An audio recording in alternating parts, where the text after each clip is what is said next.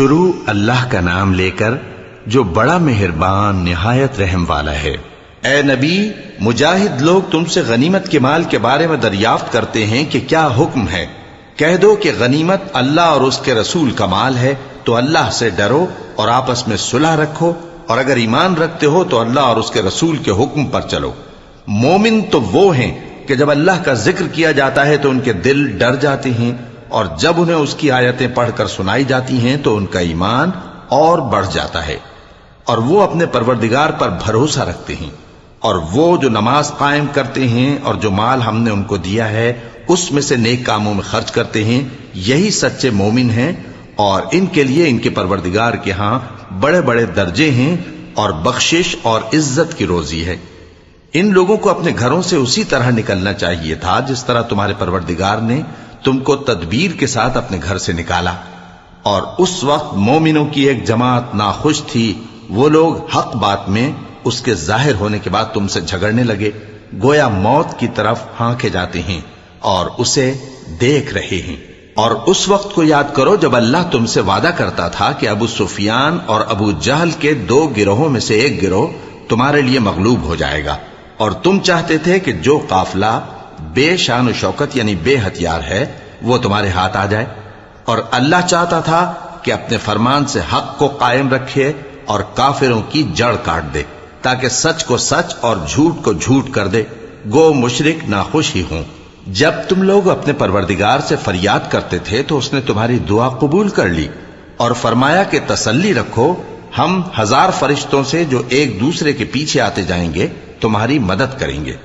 اور اس مدد کو اللہ نے محض بشارت بنایا تھا کہ تمہارے دل اس سے اطمینان حاصل کرے، اور مدد تو اللہ ہی کی طرف سے ہے، بے شک اللہ غالب ہے، حکمت والا ہے۔ جب اس نے تمہاری تسکین کے لیے اپنی طرف سے تمہیں نیند کی چادر اڑھا دی اور تم پر آسمان سے پانی برسا دیا تاکہ تم کو اس سے نہلا کر پاک کر دے اور شیطانی نجاست کو تم سے دور کر دے، اور اس لیے بھی کہ تمہارے دلوں کو مضبوط کر دے اور اس سے تمہارے پاؤں جمائے رکھے۔ جب تمہارا پروردگار فرشتوں کو ارشاد فرماتا تھا کہ میں تمہارے ساتھ ہوں، تم مومنوں کو تسلی دو کہ ثابت قدم رہیں، میں ابھی کافروں کے دلوں میں روب و ہیبت ڈالے دیتا ہوں، سو ان کی گردنیں اڑا دو اور ان کی پور پور توڑ دو۔ یہ سزا اس لیے دی گئی کہ انہوں نے اللہ اور اس کے رسول کی مخالفت کی، اور جو شخص اللہ اور اس کے رسول کی مخالفت کرتا ہے تو اللہ بھی سخت عذاب دینے والا ہے۔ یہ مزہ تو یہاں چکھو، اور یہ سمجھ لو کہ کافروں کے لیے آخرت میں دوزخ کا عذاب بھی تیار ہے۔ اے اہل ایمان، جب میدان جنگ میں کفار سے تمہارا مقابلہ ہو تو ان سے پیٹھ نہ پھیرنا، اور جو شخص جنگ کے روز اس صورت کے سوا کہ لڑائی کے لیے کنارے کنارے چلے، یعنی حکمت عملی سے دشمن کو مارے یا اپنی فوج میں جا ملنا چاہے، ان سے پیٹھ پھیرے گا تو سمجھو کہ وہ اللہ کے غضب میں گرفتار ہو گیا، اور اس کا ٹھکانہ دوزخ ہے، اور وہ بہت ہی بری جگہ ہے۔ پس تم لوگوں نے ان کفار کو قتل نہیں کیا بلکہ اللہ نے انہیں قتل کیا، اور اے نبی، جس وقت تم نے کنکریاں پھینکی تھیں تو وہ تم نے نہیں پھینکی تھی بلکہ اللہ نے پھینکی تھی۔ اس سے غرض یہ تھی کہ مومنوں کو اپنے احسانوں سے اچھی طرح آزما لے، بے شک اللہ سنتا ہے، جانتا ہے۔ ہوا بھی یوں ہی، اور کچھ شک نہیں کہ اللہ کافروں کی تدبیر کو کمزور کر دینے والا ہے۔ کافروں، اگر تم فیصلہ چاہتے ہو تو تمہارے پاس فیصلہ آ چکا، اگر تم اپنے افعال سے باز آ جاؤ تو تمہارے حق میں بہتر ہے، اور اگر پھر نافرمانی کرو گے تو ہم بھی پھر تمہیں عذاب کریں گے، اور تمہاری جماعت خواہ کتنی ہی بڑی ہو تمہارے کچھ بھی کام نہ آئے گی، اور اللہ تو مومنوں کے ساتھ ہے۔ اے ایمان والو، اللہ اور اس کے رسول کے حکم پر چلو اور اس سے روگردانی نہ کرو جبکہ تم سنتے بھی ہو، اور ان لوگوں جیسے نہ ہونا جو کہتے ہیں کہ ہم نے سن لیا مگر حقیقت میں نہیں سنتے۔ کچھ شک نہیں کہ اللہ کے نزدیک تمام جانداروں میں بدترین وہ بہرے گونگے لوگ ہیں جو عقل سے کام نہیں لیتے، اور اگر اللہ ان میں خیر کی طلب دیکھتا تو ان کو سننے کی توفیق بخشتا، اور اگر یوں ہی انہیں سنوا دیتا تو وہ منہ پھیر کر بھاگ جاتے۔ مومنوں، اللہ اور اس کے رسول کا حکم قبول کرو، جبکہ رسول تمہیں ایسے کام کے لیے بلاتے ہیں جو تم کو زندگی جاوداں بخشتا ہے، اور جان رکھو کہ اللہ آدمی اور اس کے دل کے درمیان حائل ہو جاتا ہے، اور یہ بھی کہ تم سب اس کے روبرو جمع کیے جاؤ گے. اور اس فتنے سے ڈرو جو خصوصیت کے ساتھ انہی لوگوں پر واقع نہ ہوگا جو تم میں گناہگار ہیں، اور جان رکھو کہ اللہ سخت عذاب دینے والا ہے. اور اس وقت کو یاد کرو جب تم زمین مکہ میں قلیل اور ضعیف سمجھے جاتے تھے اور ڈرتے رہتے تھے کہ لوگ تمہیں اڑا نہ لے جائیں، یعنی ختم نہ کر دیں. تو اس نے تم کو جگہ دی اور اپنی مدد سے تم کو تقویت بخشی اور پاکیزہ چیزیں کھانے کو دیں تاکہ اس کا شکر کرو. اے ایمان والو، نہ تو اللہ اور رسول سے خیانت کرو اور نہ اپنی امانتوں میں خیانت کرو، اور تم ان باتوں کو جانتے ہو. اور جان رکھو کہ تمہارا مال اور اولاد بڑی آزمائش ہے، اور یہ کہ اللہ کے پاس نیکیوں کا بڑا ثواب ہے. مومنو، اگر تم اللہ سے ڈرو گے تو وہ تمہارے لیے حق و باطل کا فرق ظاہر کر دے گا اور تمہارے گناہ مٹا دے گا اور تمہیں بخش دے گا، اور اللہ بڑے فضل والا ہے. اور اس وقت کو یاد کرو جب کافر لوگ تمہارے بارے میں چال چل رہے تھے کہ تم کو قید کر دیں یا جان سے مار دیں یا وطن سے نکال دیں. تو ادھر تو وہ چال چل رہے تھے اور ادھر اللہ تدبیر کر رہا تھا، اور اللہ بہترین تدبیر کرنے والا ہے. اور جب ان کو ہماری آیتیں پڑھ کر سنائی جاتی ہیں تو کہتے ہیں یہ کلام ہم نے سن لیا ہے، اگر ہم چاہیں تو اسی طرح کا کلام ہم بھی کہہ دیں. اور یہ ہے ہی کیا، صرف اگلے لوگوں کی حکایتیں ہیں. اور جب انہوں نے کہا کہ اے اللہ، اگر یہ قرآن تیری طرف سے برحق ہے تو ہم پر آسمان سے پتھر برسا یا کوئی اور تکلیف دینے والا عذاب بھیج دے. اور اللہ ایسا نہ تھا کہ جب تک اے پیغمبر تم ان میں تھے انہیں عذاب دیتا، اور نہ ایسا ہے کہ وہ تو بخشش مانگیں اور اللہ انہیں عذاب دے. اور اب ان کے لیے کون سی وجہ ہے کہ وہ انہیں عذاب نہ دے، جبکہ وہ مسجد حرام میں نماز پڑھنے سے روکتے ہیں، جبکہ وہ اس مسجد کے متولی بھی نہیں ہیں. اس کے متولی تو صرف پرہیزگار ہیں، لیکن ان میں کے اکثر نہیں جانتے. اور ان لوگوں کی نماز خانہ کعبہ کے پاس سیٹیاں اور تالیاں بجانے کے سوا کچھ نہ تھی. تو تم جو کفر کرتے تھے اب اس کے بدلے عذاب کا مزہ چکھو. جو لوگ کافر ہیں اپنا مال خرچ کرتے ہیں کہ لوگوں کو اللہ کے رستے سے روکیں، سو ابھی اور خرچ کریں گے، مگر آخر وہ خرچ کرنا ان کے لیے موجب افسوس ہوگا اور وہ مغلوب ہو جائیں گے. اور کافر لوگ دوزخ کی طرف ہانکے جائیں گے تاکہ اللہ پاک سے ناپاک کو الگ کر دے اور ناپاک کو ایک دوسرے پر رکھ کر ایک ڈھیر بنا دے،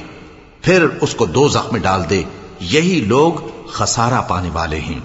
اے پیغمبر، کفار سے کہہ دو کہ اگر وہ اپنے افعال سے باز آ جائیں تو جو ہو چکا وہ انہیں معاف کر دیا جائے گا، اور اگر پھر وہی حرکات کرنے لگیں گے تو اگلے لوگوں کا جو طریقہ جاری ہو چکا ہے وہی ان کے حق میں بھی بڑھتا جائے گا. اور ان لوگوں سے لڑتے رہو یہاں تک کہ فتنہ یعنی کفر کا فساد باقی نہ رہے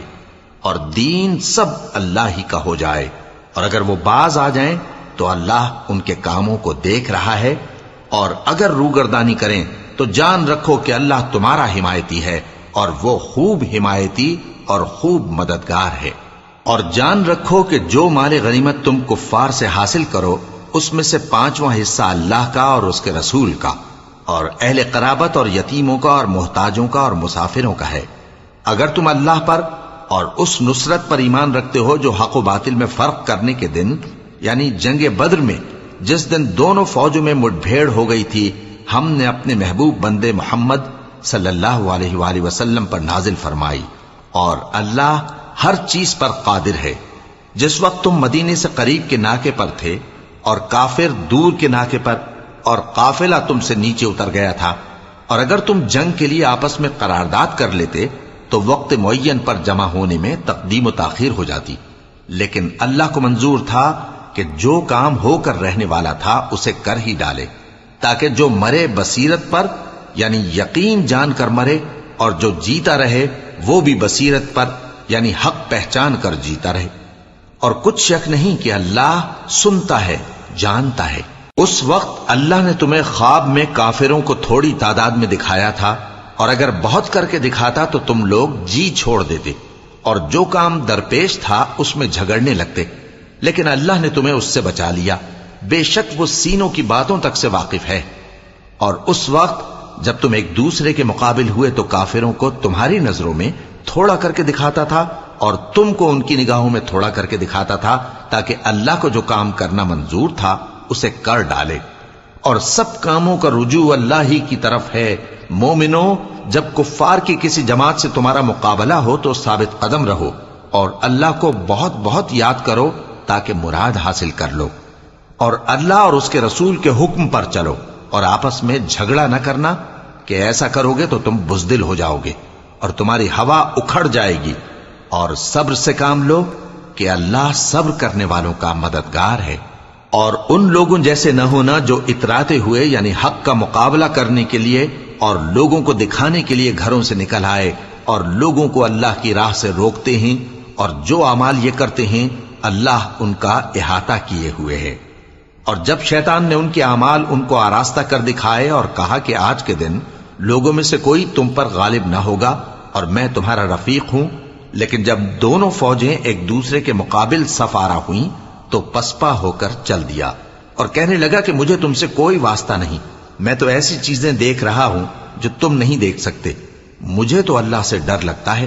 اور اللہ سخت عذاب کرنے والا ہے۔ اس وقت منافق اور کافر جن کے دلوں میں بیماری تھی کہتے تھے کہ ان لوگوں کو ان کے دین نے مغرور کر رکھا ہے، اور جو شخص اللہ پر بھروسہ رکھتا ہے تو اللہ غالب ہے، حکمت والا ہے۔ اور کاش تم اس وقت کی کیفیت دیکھو جب فرشتے کافروں کی جانیں نکالتے ہیں کہ ان کے چہروں اور پیٹھوں پر مارتے جاتے ہیں اور کہتے ہیں اب آگ کے عذاب کا مزہ چکھو، یہ ان اعمال کی سزا ہے جو تمہارے ہاتھوں نے آگے بھیجی ہیں۔ اور یہ جان رکھو کہ اللہ بندوں پر ظلم نہیں کرتا، جیسا حال فرعونیوں اور ان سے پہلے لوگوں کا ہوا تھا ویسا ہی ان کا ہوا کہ انہوں نے اللہ کی آیتوں سے کفر کیا تو اللہ نے ان کے گناہوں کی سزا میں ان کو پکڑ لیا۔ بے شک اللہ زبردست ہے، سخت عذاب دینے والا ہے۔ یہ اس لیے کہ جو نعمت اللہ کسی قوم کو دیا کرتا ہے جب تک وہ خود اپنے دلوں کی حالت نہ بدل ڈالیں اللہ اسے نہیں بدلا کرتا، اور اس لیے کہ اللہ سنتا جانتا ہے۔ جیسا حال فرعونیوں اور ان سے پہلے لوگوں کا ہوا تھا ویسا ہی ان کا ہوا۔ انہوں نے اپنے پروردگار کی آیتوں کو جھٹلایا تو ہم نے ان کو ان کے گناہوں کے سبب ہلاک کر ڈالا اور فرعونیوں کو ڈبو دیا، اور وہ سب ظالم تھے۔ جانداروں میں سب سے بدتر اللہ کے نزدیک وہ لوگ ہیں جو کافر ہیں، سو وہ ایمان نہیں لاتے۔ جن لوگوں سے تم نے صلح کا عہد کیا ہے پھر وہ ہر بار اپنے عہد کو توڑ ڈالتے ہیں اور اللہ سے نہیں ڈرتے، اگر تم ان کو لڑائی میں پاؤ تو انہیں ایسی سزا دو کہ جو لوگ ان کے پس پشت ہوں وہ ان کو دیکھ کر بھاگ جائیں، عجب نہیں کہ ان کو اس سے عبرت ہو۔ اور اگر تم کو کسی قوم سے دغابازی کا خوف ہو تو ان کا عہد انہی کی طرف پھینک دو کہ اس طرح تم سب برابر ہو جاؤ۔ کچھ شک نہیں کہ اللہ دغابازوں کو دوست نہیں رکھتا، اور کافر یہ خیال ہرگز نہ کریں کہ وہ آگے نکل گئے ہیں، وہ ہمیں عاجز نہیں کر سکتے۔ اور جہاں تک ہو سکے فوج کی جمعیت کے زور سے اور گھوڑوں کے تیار رکھنے سے ان کے مقابلے کے لیے مستعد رہو کہ اس سے اللہ کے دشمنوں اور تمہارے دشمنوں اور ان کے سوا اور لوگوں پر جن کو تم نہیں جانتے اور اللہ جانتا ہے ہیبت بیٹھی رہے گی، اور تم جو کچھ اللہ کی راہ میں خرچ کرو گے اس کا ثواب تم کو پورا پورا دیا جائے گا اور تمہارا ذرا نقصان نہ کیا جائے گا۔ اور اگر یہ لوگ صلح کی طرف مائل ہوں تو تم بھی اس کی طرف مائل ہو جاؤ،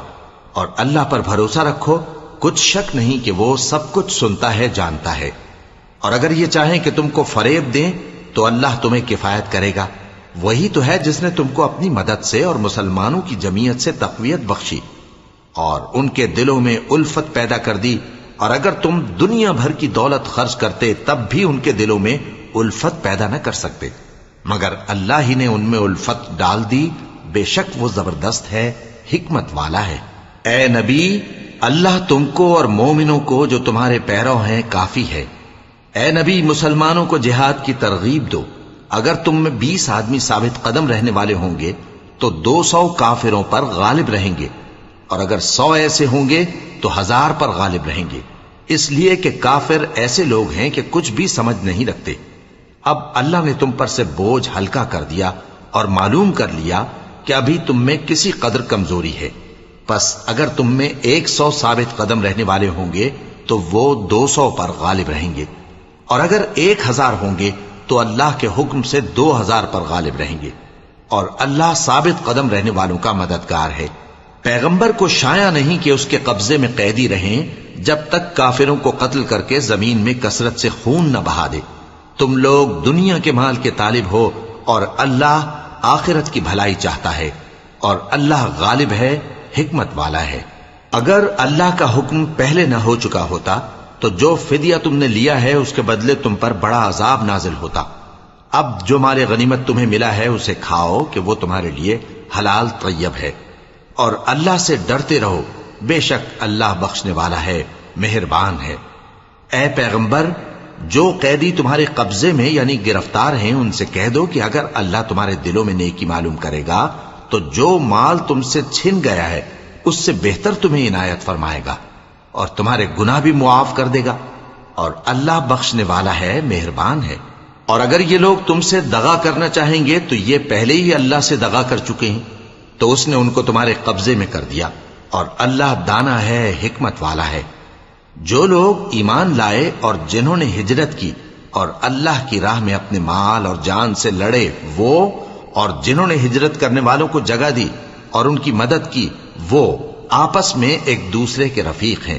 اور جو لوگ ایمان تو لے آئے لیکن ہجرت نہیں کی، تو جب تک وہ ہجرت نہ کریں تم کو ان کی رفاقت سے کچھ سروکار نہیں۔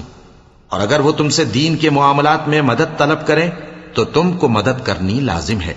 مگر ان لوگوں کے مقابلے میں کہ تم میں اور ان میں صلح کا عہد ہو مدد نہیں کرنی چاہیے، اور اللہ تمہارے سب کاموں کو دیکھ رہا ہے۔ اور جو لوگ کافر ہیں